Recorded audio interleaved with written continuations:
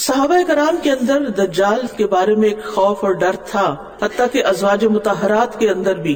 مسند احمد کی ایک روایت میں آتا ہے، حضرت عائشہ کہتی ہیں کہ ایک مرتبہ رسول اللہ صلی اللہ علیہ وسلم میرے پاس تشریف لائے تو میں رو رہی تھی۔ آپ نے مجھ سے فرمایا کیوں رو رہی ہو؟ میں نے عرض کیا یا رسول اللہ مجھے دجال کا خیال آ گیا تو میں رونے لگی۔ آپ نے فرمایا اگر دجال میری زندگی میں نکل آیا تو میں تمہاری اس سے کفایت کروں گا، میں تمہیں پروٹیکٹ کروں گا، اور اگر وہ میرے بعد نکلا تو یاد رکھو کہ تمہارا رب عز و جل کانا نہیں۔ لہذا دجال کتنی بڑی علامت ہے، اس کو پہچان کے تم اس کو رب نہیں مان سکتے، کیونکہ رب جو ہے وہ ایسا نہیں۔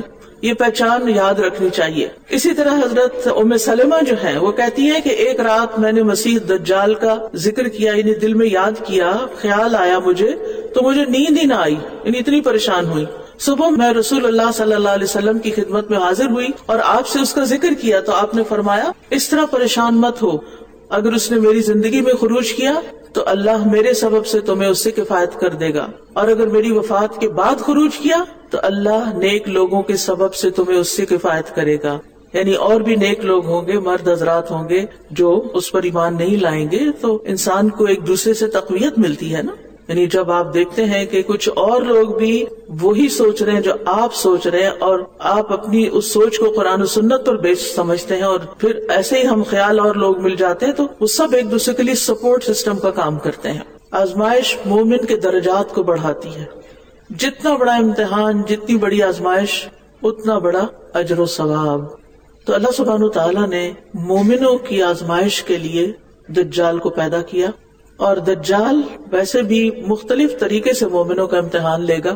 اللہ تعالیٰ نے اسے بہت سی قدرت دے رکھی ہوگی، وہ اپنے ماننے والوں کے لیے تو ٹھنڈی ہوائیں چلائے گا، بارش برسائے گا، زمین سے پیداوار اگائے گا، ان کے لیے خوشحالی کا سامان مہیا کرے گا، اور جو لوگ اس کو مانیں گے نہیں، جو اس کو جھوٹا کہیں گے، دجال کہیں گے، وہ انہیں قحط سالی اور فقر و فاقے میں مبتلا کرے گا، اور انہیں اپنے ایک ہاتھ میں موجود آگ میں پھینک دے گا جو در حقیقت جنت ہوگی۔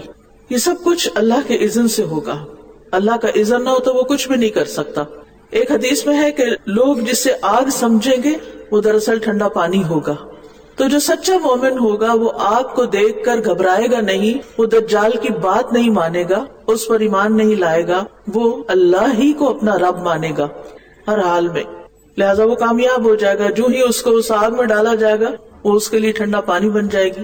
مومن امتحان میں کامیاب ہو گیا، لیکن جن کے ایمان کمزور ہوں گے وہ اس سے ڈر جائیں گے اور اس کے پیچھے لگ جائیں گے اور اس کی بات مان لیں گے۔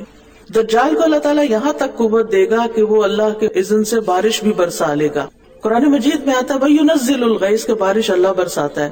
تو دجال کے پاس کیسے قوت آ گئی؟ یہ دراصل اللہ ہی کی دی ہوئی ہوگی، کیونکہ اللہ نے اس کو ایک امتحان بنایا، ایک فتنہ بنایا، لہٰذا اس کو یہ پاور دی جائے گی۔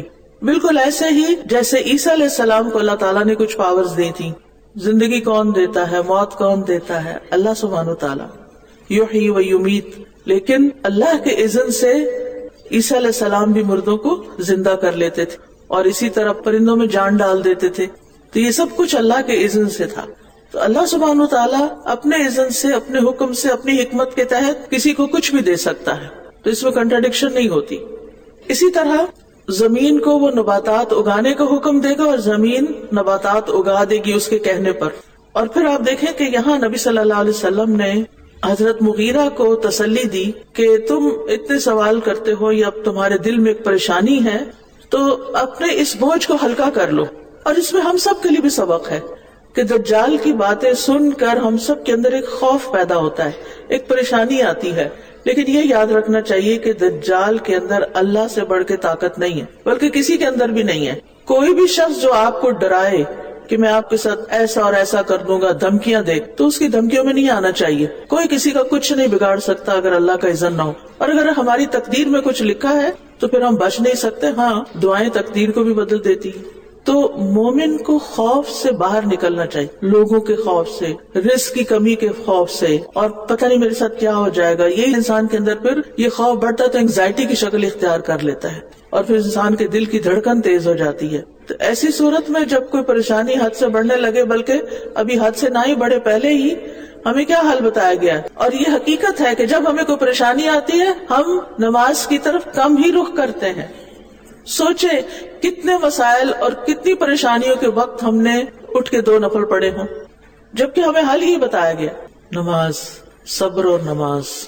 تو نبی صلی اللہ علیہ وسلم نے فرمایا ہوا اہون علی اللہ من ذالک، دجال اللہ کی بارگاہ میں بڑا حقیر ہے، وہ ایک آزمائش ضرور ہے لیکن مومن اپنے ایمان میں مزید اضافہ کر لیں گے. اور جو لوگ اللہ اور اس کے رسول کے بارے میں شک کا شکار ہیں، شکوک و شبہات کا شکار ہیں، آلریڈی ان کے دل فتنوں کا شکار ہیں، تو ان کے لیے فتنہ اور بڑھ جائے گا.